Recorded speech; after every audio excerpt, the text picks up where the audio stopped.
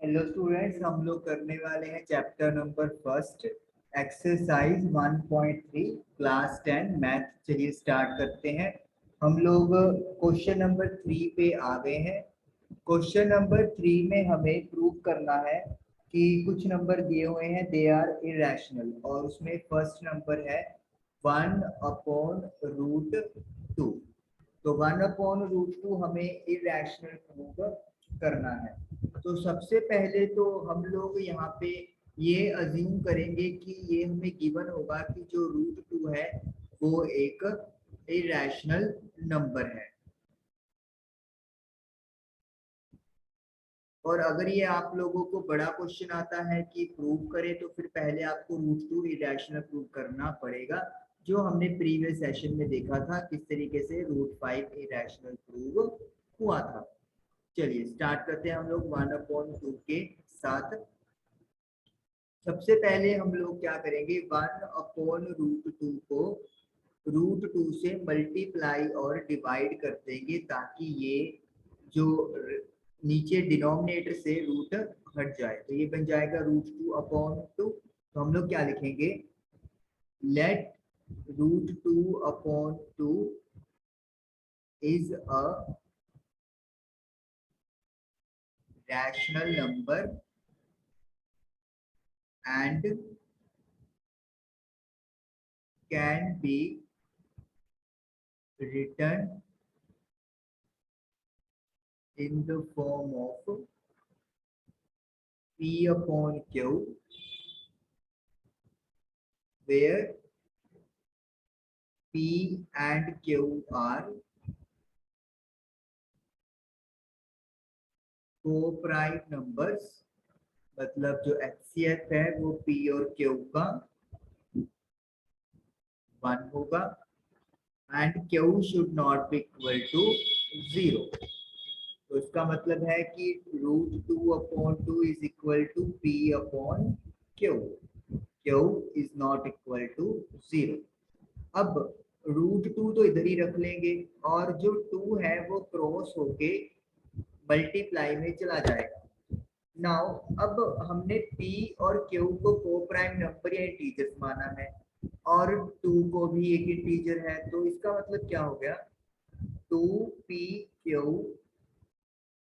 Are integers, so 2P and Q are also integers। Q is not equal to 0, which means 2P upon Q is a rational number। 2P भी एक integer है और Q भी एक integer है। तो integer upon integer rational number होता है, डिनोमिनेटर 0 नहीं होना चाहिए।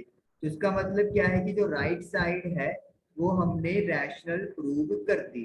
तो इसका मतलब क्या हो गया, जो √2 है वो भी क्या होना चाहिए, एक rational number,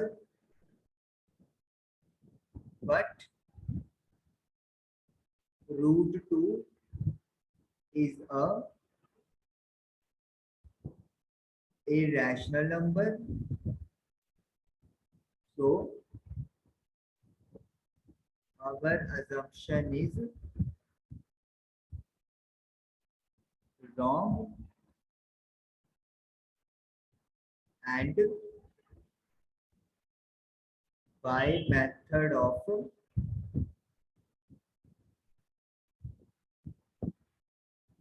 contradiction, 1/√2 is a irrational number. तो 1/√2 एक इरेशनल नंबर हमारा प्रूव हो गया। तो ये फर्स्ट पार्ट हमारा डन हुआ। थर्ड क्वेश्चन का सेकंड पार्ट है 7√5। तो यहाँ पे भी हम लोग यही लिखेंगे, let us assume that 7 root 5 is a rational number and can be written in the form of P upon Q, where P and Q are co-prime integers and Q should not equal to 0. तो 7√5 एक rational number assume कर लिया, P upon Q की form में लिख सकते हैं, P और Q को प्राइम इंटीजर्स हैं और Q should not be equal to 0. को प्राइम का मतलब क्या है कि जो HCF है P और Q का it will be equal to 1. तो मतलब 7√5 is equal to P upon Q लिख सकते हैं. तो जैसे यहाँ पे हम लोग करेंगे 7 को डिवाइड में ले जाएंगे तो 7 P अपॉन 7Q बन जाएगा. P 7 and Q are integers, so 7Q, तो ये इंटीजर है, सो P upon 7Q is the ratio of integer to integer, and 7Q is not equal to 0, so P upon 7Q is a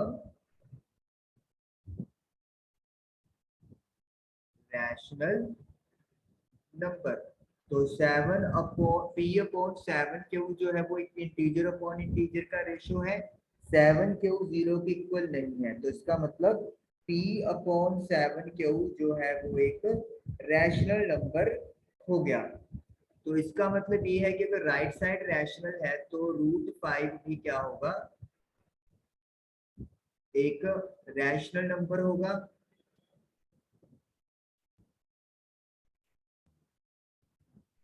which is wrong, जो कि गलत है, as √5 is a irrational number, but √5 तो एक irrational number है. So our assumption is wrong, that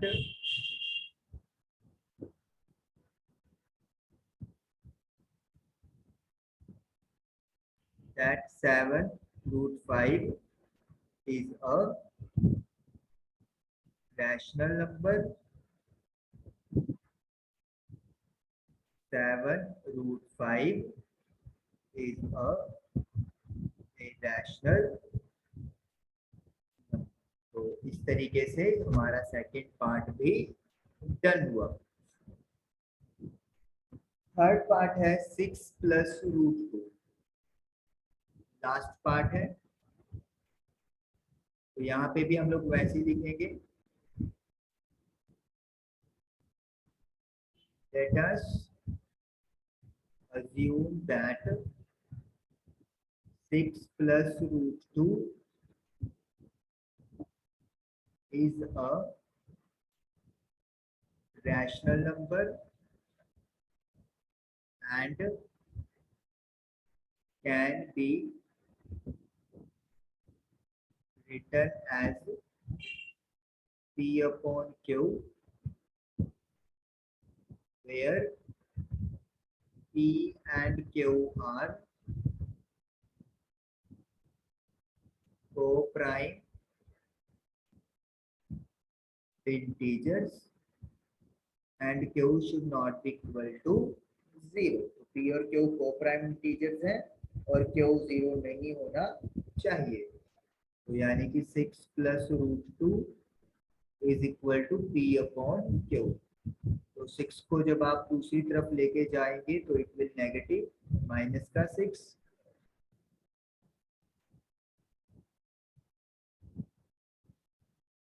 LCM लेंगे तो ये बच जाएगा। तो हम लोग लिखेंगे as p 6q are integers, so p minus 6q is also a integer, q is a integer, q तो एक integer हमने लेट ही किया है, which implies p minus cq 6q upon q is a rational number, क्योंकि integer upon integer का rational चला गया ratio, और q की value should not be equal to 0। तो दैट इम्प्लाइज कि root 2 is also a rational number, but root 2 is a rational number, means our assumption is wrong that 6 plus root 2 can be written in p upon q form. So by method of contradiction, 6 plus root 2 is a irrational